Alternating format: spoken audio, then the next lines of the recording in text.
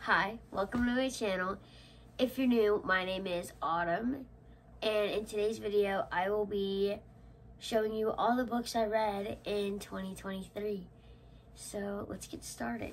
Okay, so before we actually start with the video, I need to talk to you guys about the angle of today's video. Okay, that's a little better, I think. But I know the angle is bad, but I really wanted to film in my reading corner. And this is my reading corner in my room. So I just wanted to film here because I can't really. I'm wearing my pajamas. That's because I'm sick and like I might not look sick, but I'm sick. And I have to stay in my room because I'm sick. But anyway, also, I only read 4 books this year. That's because but anyway, let's get started. Okay, so the first book I read in 2023 is It Ends With Us by Colleen Hoover. This is all the stuff I annotated in it. And I would have annotated, but I was too scared to write in the books. And, yeah. I only knew what annotating was a little bit. I don't know. So. I was just scared, I guess, to, like, write in the books because, you know, I don't really write in books, but all this stuff, I quite literally thought it was against the law to write in books, so I didn't. On Goodreads, I gave It Ends With Us a 5 stars out of 5. And for the review, when I did the review, I'm just going to read it off of here, but for my Goodreads review, I did really enjoy this book. I think that I didn't understand how big of a deal it was to, to stay in this kind of relationship, even if the one you love is hurting you until the book, because I was always like in the book, I was just like, while reading, I was like, why did she just leave? Because she couldn't.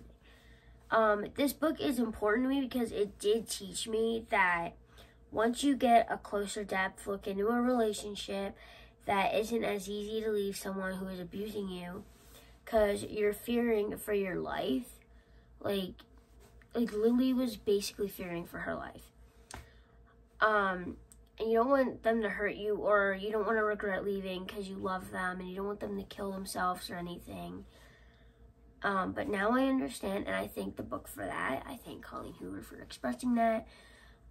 It's a really amazing book, and it has really great advice and quotes in it. I recommend this book for anyone, and I will ever and forever keep recommending the book.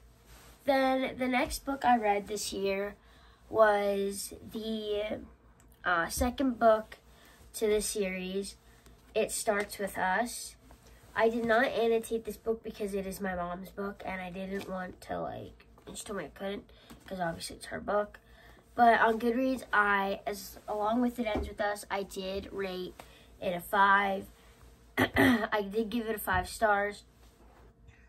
And my review for it was, I think the way Lily's life turned out is a great way to end the book. I mean, it is a great way, because eventually she did end up with someone who wasn't going to abuse her or anything. And I think Colleen Hoover has amazing writing and a great storyline for both It Ends With Us and It Starts With Us. So that was the only series I read this year. This was the series.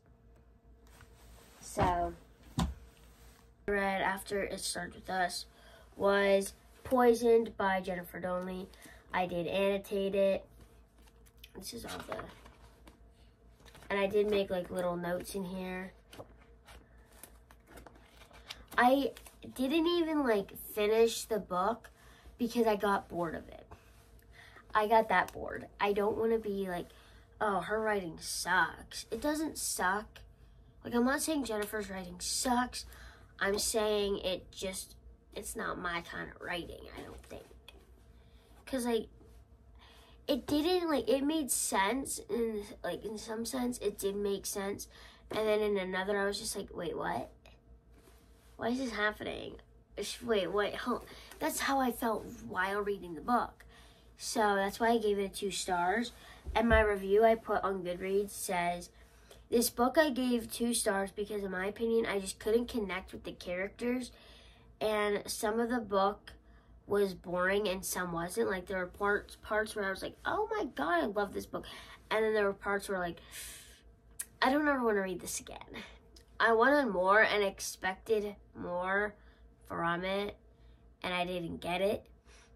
I didn't even finish the book. Towards chapter 30, I thought it was getting more boring as it went, so I stopped and thought and decided to just skip through it, find a bit what's going on, skip a few chapters, and skip a chunk of the book. And then I thought, yeah, I'm done. No hate, like, there's no hate towards the author. I just didn't really enjoy the book. It made sense, but at the same time, it didn't, you know? So that was my review. And by the way, all these reviews I'm doing are just how I feel, like, truly how I feel. But, so yeah. Last book that I read this year is Meet Me Under the Mistletoe by Jenny Bayless. This is the annotating in it. I would have annotated more, but I ended up switching to the audio version of it, and I finished it all today.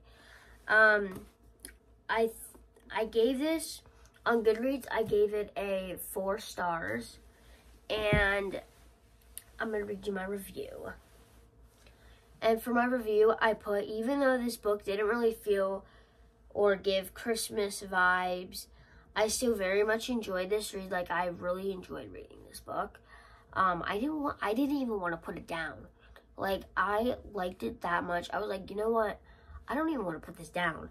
Sometimes I would get lost in the book, and I was just like, okay. I wouldn't give it a 5 stars because I expected something just a little different. Also, it reminded me of a Hallmark movie, which it isn't a bad thing, but it also isn't a good thing that it reminded me of a Hallmark movie. Overall, it was a good read, and I recommend it to someone who likes, like, a Christmassy romance, to read something while it's snowing out.